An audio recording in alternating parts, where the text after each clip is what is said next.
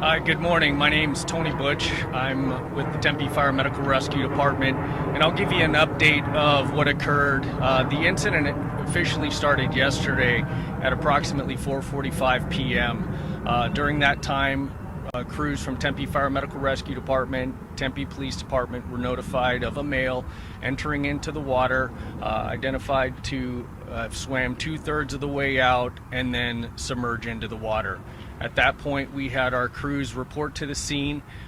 They did set up for a water operation. We used the Tempe Fire Medical Rescue Department boat along with Tempe PD boat and drone operations to fly overhead for about approximately an hour. At that point, we did call in our dive team. Our dive team reported here. They were set up and entered the water roughly about 7 p.m.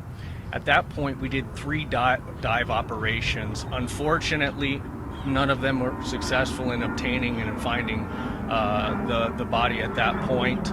And then we coordinated, since the nighttime operations has a high level of risk. At that point, we went to set up for a recovery operation that started this morning. This morning, our dive crews were able to, in preparation for going in, the dive boat was able to find the body before we even had to make a dive operation at that point. Then we have transported the body over to a different location and are now working with PD to assist in the investigation and handling of that. Assistant Chief Bush, even though they're trained divers, this is even dangerous for them. That's why you had to suspend last night. When I was talking to one of the divers this morning, he said they only have a foot, if that, in front of them to be able to see in front of them. It's dangerous for them as well, right? Correct. Whether it's daytime or nighttime, the visibility in the water is very tough to see, and it adds a higher level of risk anytime we're in the water. So we base kind of everything we're doing off our risk management profile and the conditions that we have. So obviously safety for our members and personnel is a primary concern. You mentioned last night, and you can't reiterate this enough, that this is not a recreational area. Boats are not supposed to be swimming in here, and even boating, you have to have a permit to be on the lake. That is correct. This is a non-swimming lake, and if you do have a paddleboard or a kayak, it is supposed to be permitted. So as the signs are posted, this is not for recreational swimming, and we encourage everyone not to get into the water. It is not for swimming or any recreation. Can you talk a little bit more about dive operations? What exactly a rescue like this would take and what your guys did? Sure.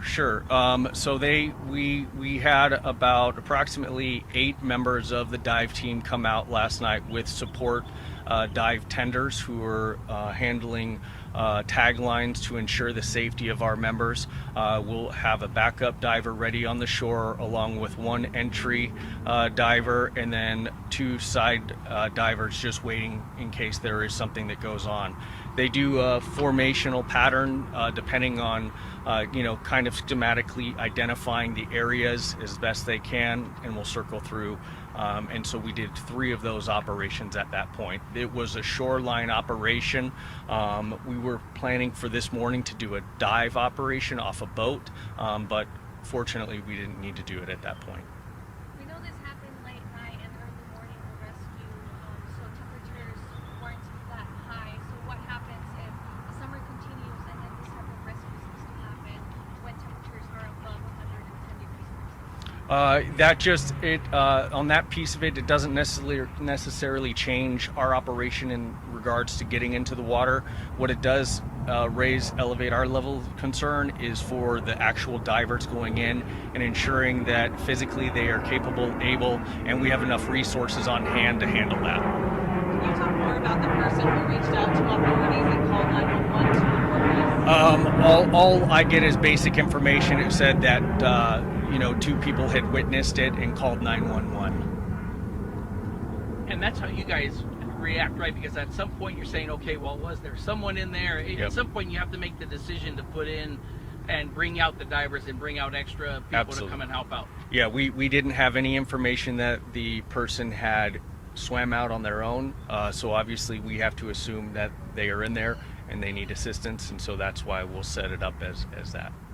You know, one of the things that kind of I was amazed by is that your divers were spot on, right at the point where they were about to look in is Yep. kind of where this body ended up surfacing. It shows you that they're kind of doing their calculations in an area where they're getting their information. Absolutely. You know, obviously with the boat, with their dive gear, and then with good information from witnesses and everything, we were able to identify, you know, an approximate location. And then, like you said, there's a set algorithm and scope of what they are doing in the water and how they go about identifying and trying to locate a body. You also mentioned something last night that was pretty interesting. We're seeing the current going one way on top of the water, but you're saying there's Correct. an undercurrent that takes you opposite. There is. You know, last night it was a little windy. You had a breeze, and the water is a lot calmer this morning. And so it appeared to be going a certain direction, but you have to realize that the water, there is an undercurrent, and that will cause sometimes difficulties for our divers to exactly locate where it is. That's why these are kind of long and extensive operations. Can you talk more about how the next step for police, or what your role is, I guess, now with this investigation? Yeah, as we transition from the water operation and the rescue operation from fire, now we really take over our investigation and ensure, was there criminal activity involved, was there not? As we remove the body from the water, our Criminal Investigations Bureau is out at the marina assisting with every step.